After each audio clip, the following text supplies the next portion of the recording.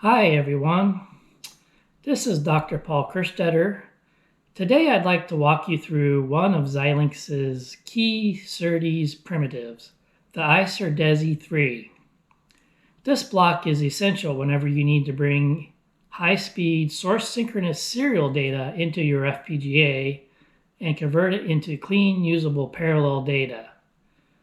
Whether you're interfacing with fast ADCs, sensors, or other high-speed devices, the ISERDESE3 gives you the tools to reliably capture and align that data inside an UltraScale or UltraScale Plus device.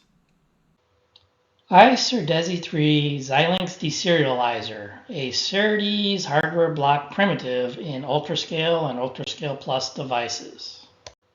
What does ISERDESE3 do? The ISERDESE3 takes high-speed serial data and converts it into parallel data. In the example diagram, the incoming serial data is shifted into an 8-bit shift register. The full 8-bit word is then transferred into the parallel output register using a divide by 4 clock. Because the ISERDESE3 in this example is operating in double data rate mode or DDR mode, it captures data on both the rising and falling edges of the high-speed clock. This means 4 serial clock cycles produce 8 bits of data, requiring a divide by 4 clock for the parallel register. Note that the ISERDESE3 cannot capture 8 bits at a time in a single data rate mode or SDR mode. Only DDR mode supports an 8-bit width. The ISERDESE3 avoids the timing difficulties you would encounter if you attempted to build a deserializer in regular FPGA fabric. FPGAs cannot directly sample multi-gigabit serial streams, so the ISERDESE3 performs this function at the I/O boundary. It supports deserialization ratios of 2 or 4 in SDR mode, 4 or 8 in DDR mode, allowing high-speed signals to be captured safely and efficiently. The ISERDESE3 FIFO. The ISERDESE3 also includes a small 8-entry FIFO that can be enabled when needed. This FIFO provides limited buffering that helps smooth out timing differences between the high-speed serial clock domain and the slower parallel divided clock domain. When enabled, the FIFO allows the deserialized data to be safely transferred across these two related clock domains. Because it is only 8 entries deep, it is not meant for large data buffering, but rather for absorbing small amounts of clock drift or phase misalignment that naturally occur in high-speed interfaces. In short, the built-in FIFO is a lightweight mechanism that ensures reliable data transfer from the high-speed sampling domain to the parallel output domain without requiring additional logic in the FPGA fabric. One way to help meet timing is to follow the clocking strategy shown in the diagram. 4 buffer primitives are involved. First, an iBuffDS receives the external differential FPGA clock associated with the serial data and converts it into single-ended global clock by using BuffG. BuffGCE generates the required inverted clock. This ensures the clock is routed on the global clock network.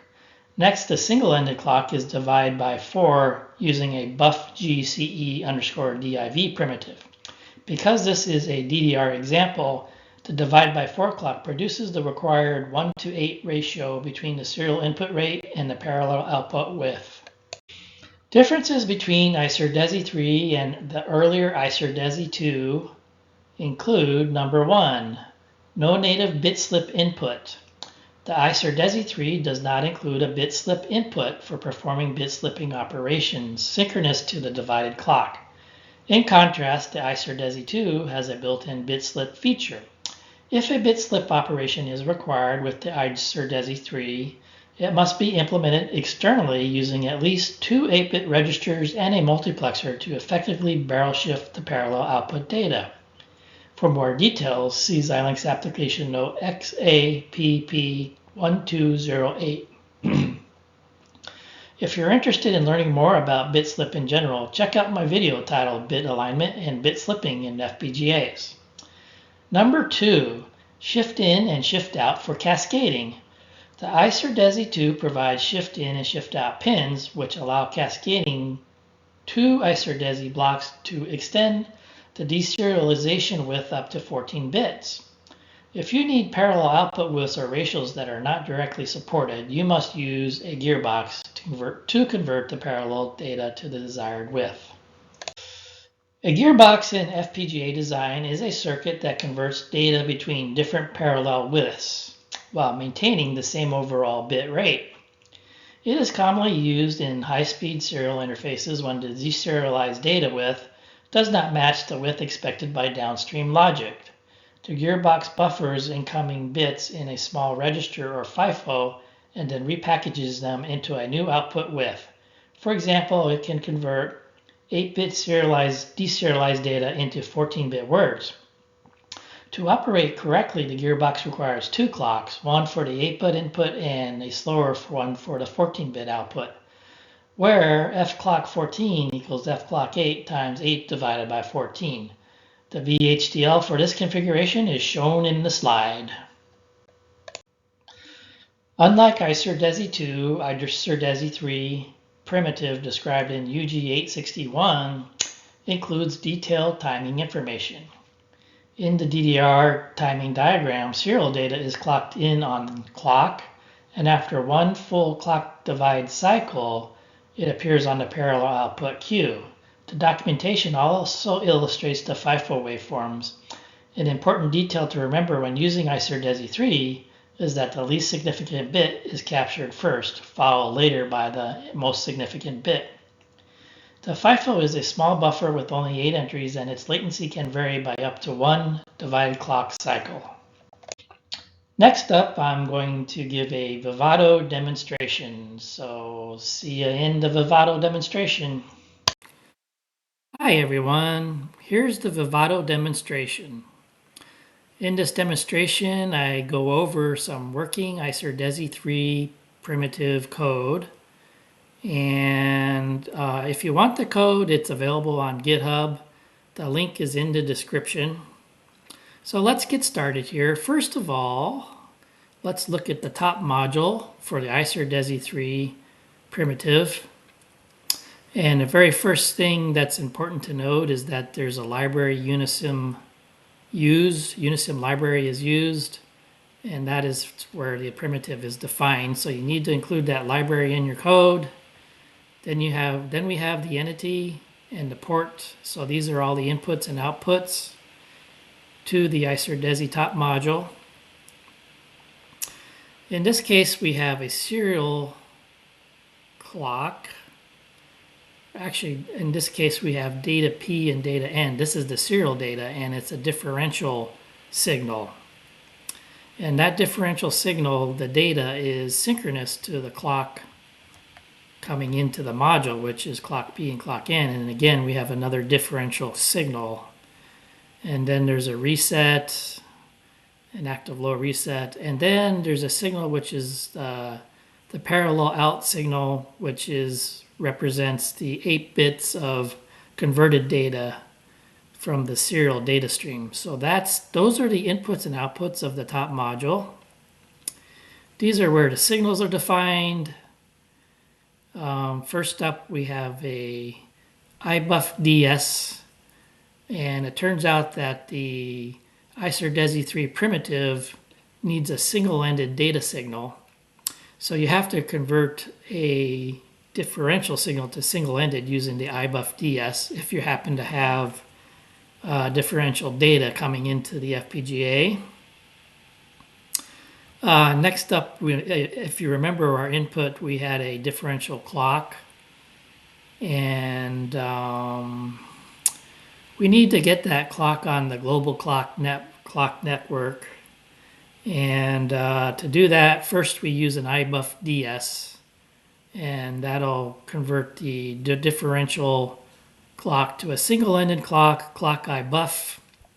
And next we put it on the global clock network with a buff GCE, And again, these are primitives. These buffs are primitives from the Unisim library. So CLKDIV buff is input into the buffer, and then comes out the output of the buffer as clock global. But we also needed an inverted clock as well. The ISERDESE3 primitive has both a need for a positive clock and a inverted clock. And so to get the inverted clock, we use buff GCE, and there's an inverted attribute there that inverts the clock for you. And so that gives you the inverted clock, clock global inverted. Next up is buff GCE underscore DIV. This is the clock buffer primitive that will divide your clock for you by 4. In this case, we need a divide by 4 clock so that we can use DDR mode to get 8 bits in our parallel register. And so we convert the clock global signal to a divide by 4 clock div 4. Here's our reset. We're inverting our reset. And finally, here we are at ISERDESE3, our primitive. We have the data width set to 8. We're not using a FIFO in this case.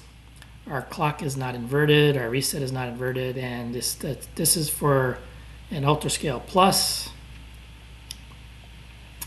First thing up in the port map is the parallel output register, which is 8 bits. And what's interesting, if you just take a quick scan of everything that's required in ISERDESE3, you might notice that you don't have like a input that tells it whether it's SDR or DDR. And that's and the reason is because it's automatically doing DDR all the time.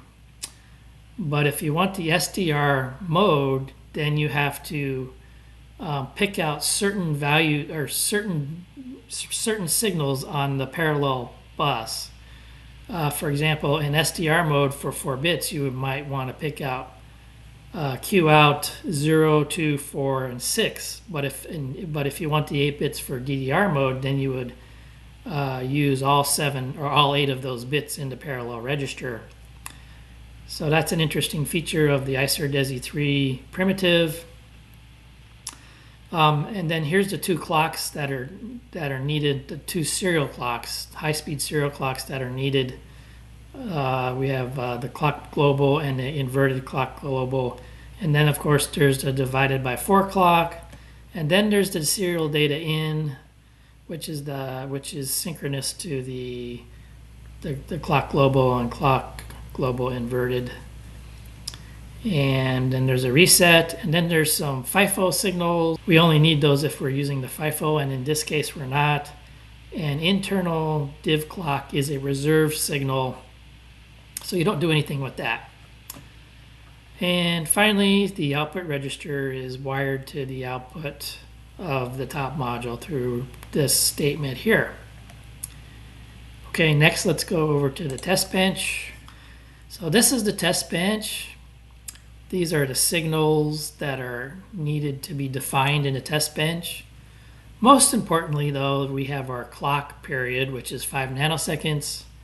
This is our high-speed serial clock, and that's 200 megahertz. Next up is our pattern that's going to be sent in through the serial data, and that's A53CFF00. And then next we have the device under test and the entity work.ISERDESE3 top. That's the top module instantiation. And there is as you can see, we have the serial data clock, which is differential. Clock P, clock N. We have the serial data, which is differential.